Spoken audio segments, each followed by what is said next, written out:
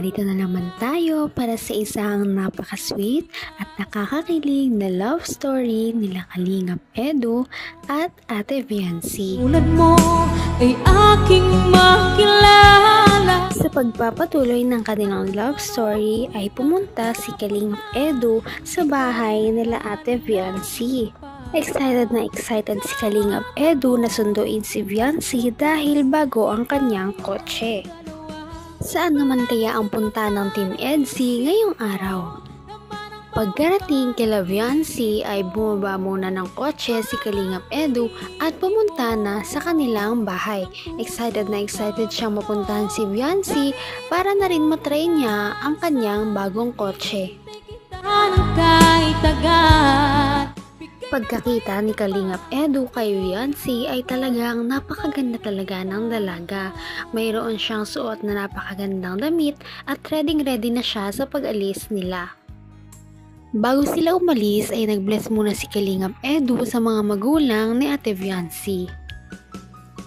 Pagkapunta naman nila ng kotse ay nagulat si Viancy dahil nga may bago ng kotse si Kalingap Edu.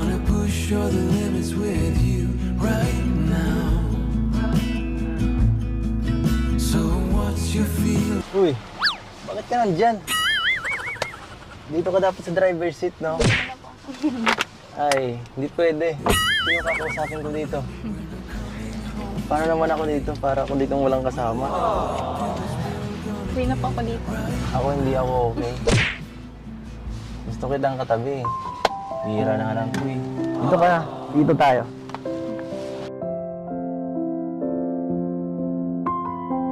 Alam mo, mas maganda ang view sa unahan. Tara. Makikita ko naman po. Tara na nga. 기다렸어요. 오랜 시간을 밤이 지나고 빛이 쏟아지게. Medyo nahihiya nga si Viancy kay Kalingap Edu dahil ngayon lang sila magkakasama sa isang kotse. Bukod dito, nahihiya din siya dahil gusto ni Kalingap Edu na magkatabi sila sa front seat. Ngunit dahil sa pagkamapilit ni Kalingap Edu ay napilit niya rin si Viancy na umupo sa harapan. Ito yata ang kanilang unang beses na magsasama sa isang kotse nang wala silang ibang kasamang ibang kalingap. Kaya naman, ramdam talaga ang tensyon at nagkakahiyaan pa sa isa't isa. Hindi ka yata marunong. Para safe ka.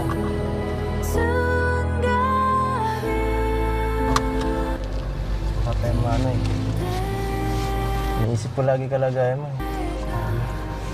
Napaka-sweet ka talaga, no? Ready ka na? Ready ka na rin ba makita ang driving skills ko?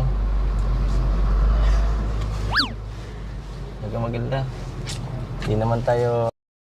Napaka-gentleman naman talaga ni Kalingap Edu dahil kung kanina ay tinulungan ni si Viancy na buksan ng pinto, ngayon naman ay tinulungan niya si Viancy na ilagay ang kanyang seatbelt para daw sila ay maging safe sa kanilang biyahe. Madami ang hinilig sa kanilang mga viewers dahil napakalakas talaga ng kanilang chemistry. Sa akin kapag nabibilisan ka, so, ano ba ang pwede nating gawin habang nagbabiyahe? Para di naman ako dito maboard at antukin. Kasi baka ako dito magkatulog. Di mo ako kinakausap eh. Di ka naman dyan natatakot? Kinakabahan sa aking driving skills? Medyo po. Medyo. Ito, tatakutin kita lalo.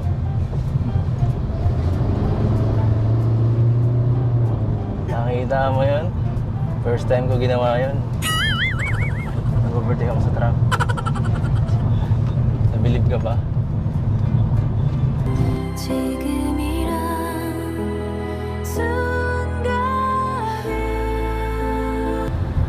Dapat. Napaka-mapagbiro talaga ni Kalingap Edu, pero kahit ganon ay sinisigurado niya pa rin na safe sila ni Viancy na makakapunta sa kanilang paroroonan. Kitang-kita naman na kahit nahihiya si Viancy, ay ine-enjoy din nila talaga ang biyahe dahil silang dalawa lang ang nandun. Sa hindi naman inaasahang pagkakataon ay nagkaroon sila ng isang problema. Sa akin ka lang kasi tumingin. Sa akin ka lang tumingin para matigal yung lahat ng takot na nararamdaman mo. Dito ka tumingin. May ano plastic po kayo, Kuya Eds? Bakit? Susuka ka? Hala. Teka lang. Huwag ka susuka sa kotse ha. Kakalinis lang natin ito eh. Ay, teka lang. Tiisin mo muna yan. Kaya mo pa ba? Malapit na muna tayo eh. No. Ilang minuto na lang to. Lumurin mo na muna. Ay, sorry. Paano ka masusuka niyan? Tayo dito. Sabihin mo lang sa akin kung di mo na kaya. Bababa kita. Ayun na nga na problema na nga si Kalingap Edu dahil hindi nga pala sanay na bumabiyahe si Viancy. Kaya naman si Viancy ay parang nasusuka na. Kinakausap niya lang si Viancy upang pag-aanin ng kanyang kalooban para hindi ito matuloy sa pagsusuka niya. Pero sinabi niya din na kung hindi talaga kaya ni Viancy ay titigil muna sila. Kahit na late na sila sa kanilang appointment ay sinisigurado niya pa rin na komportable si Viancy kaya binabagalan niya ang kanyang pagmamaneho. Buti na lang maya-maya ay nakarating na sila sa kanilang pinuntahan. Nakarating din. Ano? Okay ka lang? Hindi ka na nasusuka? Masakit ang ulo mo? Medyo? Saan sumasakit? Dito ba? So what's your feelings? The city's screaming when you're coming home tonight. Okay na. Tara. We're living quick in this world. Ang lakas talaga magpakilig ni Kalingap Edu, sinasadya niya man ito o hindi. Nandito na nga sila ngayon sa isang dental clinic dahil ipapaayos na nila ang ngipin ni Viancy. Ito ay ipapabrace na nila dahil nga sa nakuha nilang 60,000 noong nakaraan.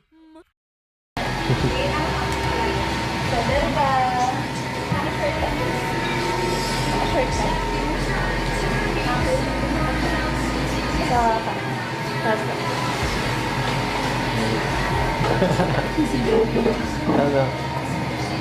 Wala ka, bubunga eh. So yung pastahan nyo is 1, 11, 12, 13, 14. Mag-braces, kailangan mapastahan mo na yung 14 ng ngipin. And then may isa siyang kailangan din bunutin. Pagkatapos nilang pumunta sa kanilang dental appointment ay dumiretso na sila sa bahay ni Kalingap Rab dahil ginabi na sila. Pumunta sila doon upang magbukas ng mga packages na pinadala ng supporters para kay Viancy. Grabe at umulan na naman ng blessings kay Viancy dahil ang daming pinadala sa kanya na mga pang negosyo kagaya ng mga Tupperware, iba pang pangluto at ang iba naman ay para sa kanilang lahat na Kalingap team. Nagpadala ang kanilang supporters ng napakaraming sapatos para sa bawat isa sa kanila. Meron na naman ngang couple shoes ang dalawa. Pagkatapos nila magbukas ng lahat ng package ay pumunta na si Kalingap Rab kay Viancy upang ibigay ang 20,000 na pinigay ng kanilang supporters para pang start-up sa kanyang negosyo. Napakamahiyain ni Viancy kaya naman nagulat ang lahat noong bigla na lamang siyang umiyak. Pa po ng puhunan na nagkahalagang 20,000 pesos. Ayan. 20. Iyak na si Viancy, oh. Iyak na kasi di niya alam kung gagawin. Di kasi siya sanay ng may nakakatanggap ng ganitong blessings. Di siya sanay. Diyan na ba? Ha? Bakit ka Viancy na luluha? Bakit? Hindi po ako makapaniwala po na ganito po kadami yung mga blessing na madating po sa amin. Marami. Tapos po yung brace pa po na Parang sa Parang naka-overwhelm, no? Okay lang yan at deserve mo naman yan. Kasi may nakita silang something sa'yo na kabaitan, kaya ganun. Basta huwag ka lang magbago kung ano ka, ganun ka pa rin, ano? Kahit maraming biyayang dumarating. Okay. Dahil sa bait ni Viancy ay marami ang naantig ang puso sa kanyang istorya. Kaya naman marami ngayon ang tumutulong sa kanya upang pagaanin ang kanyang buhay. Kaya naman sana ipatuloy natin silang suportahan at mahalin si Viancy, si Kalingap Edu at ang Kalingap team. Yan lamang at maraming salamat sa panonood.